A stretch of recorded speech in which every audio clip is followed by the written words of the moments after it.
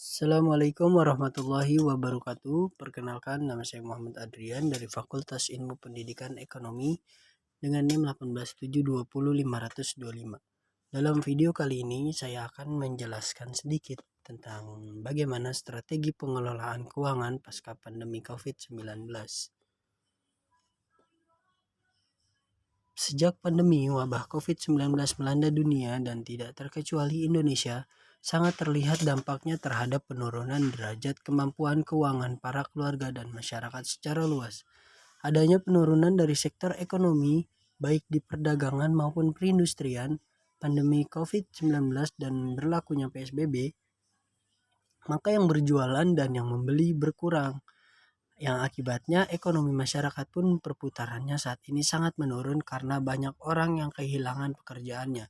Mengingat Indonesia masih terdapat banyak garis-garis kemiskinan di berbagai daerah dengan kondisi serba kekurangan dan keterbatasan di tengah wabah COVID-19, membuat kesejahteraan masyarakat secara tidak langsung akan mengalami penurunan.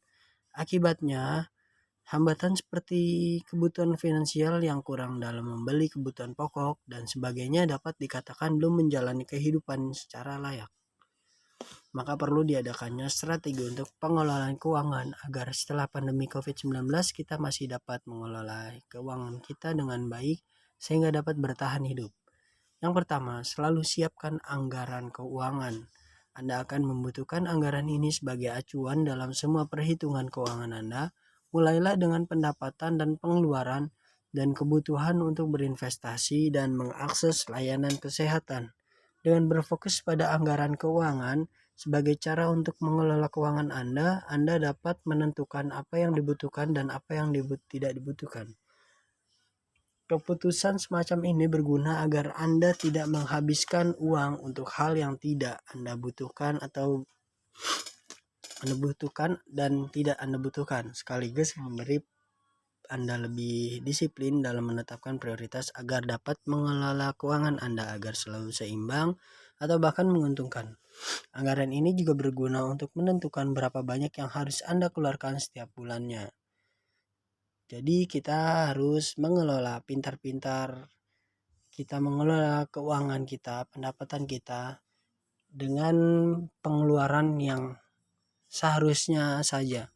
Jadi kalau tidak penting-penting banget, kita nggak usah banyak berlebihan mengeluarkan keuangan agar kita bisa memiliki simpanan atau tabungan. Kedua, hindari berhutang. Demi menemukan cara mengelola keuangan yang sesuai, ada baiknya Anda perlu menyelesaikan segala bentuk utang yang Anda miliki. Menyelesaikan utang ini bisa jadi langkah awal dalam pengelolaan keuangan Anda yang kuat di masa depan.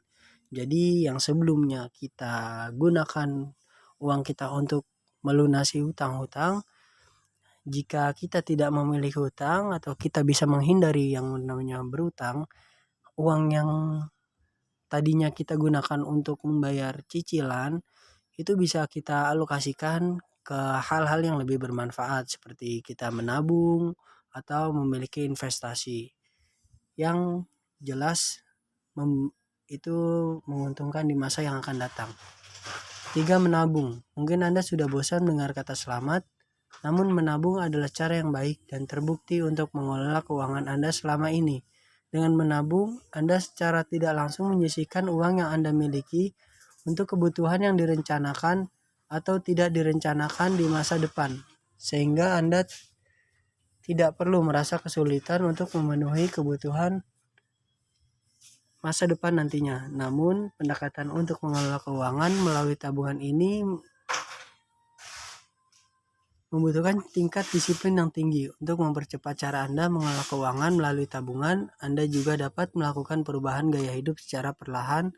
Anda dapat memulai menghindari atau mengurangi pengeluaran yang berlebihan dan mengalokasikan dana tersebut ke dalam tabungan Anda. Yang keempat, tetapkan anggaran berdasarkan kebutuhan prioritas.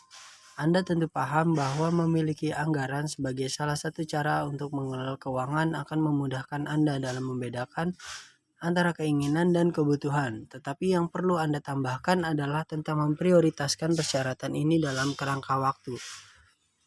Anda dapat memprioritaskan kebutuhan dalam anggaran Anda berdasarkan waktu yang dibutuhkan. Mulailah dengan kebutuhan sehari-hari, sebulan sekali atau bahkan lebih lama, seperti menyiapkan dana untuk membeli rumah atau memulai bisnis mandiri dengan menyusun anggaran jangka panjang untuk cara mengelola keuangan. Anda juga akan memiliki peluang lebih besar untuk merasa aman dan mandiri secara finansial. Jadi kita perlu menetapkan anggaran berdasarkan kebutuhan dan keinginan. Kita harus dapat membedakan hal tersebut. Dari paparan strategi pengelolaan keuangan tersebut, untuk mengatur keuangan dapat kita simpulkan bahwa kita perlu memahami dua hal yang harus dipahami, yaitu antara pendapatan dengan pengeluaran. Berdasarkan banyaknya sektor-sektor pekerjaan yang memungkinkan mempengaruhi pendapatan menjadi sangat menurun dalam bentuk pendapatan aktif ataupun pendapatan pasif, pasti menurun.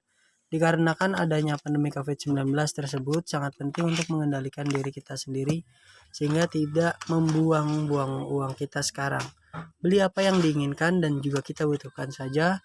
Kita bisa mengatur anggaran belanja khusus dan memastikan tidak melebihi yang kita tetapkan juga. Jangan lakukan hutang atau cicilan barang habis pakai. Sekian yang bisa saya sampaikan. Banyak kurangnya mohon dimaafkan. Wabillahi taufiq wal hidayah. Wassalamualaikum warahmatullahi wabarakatuh.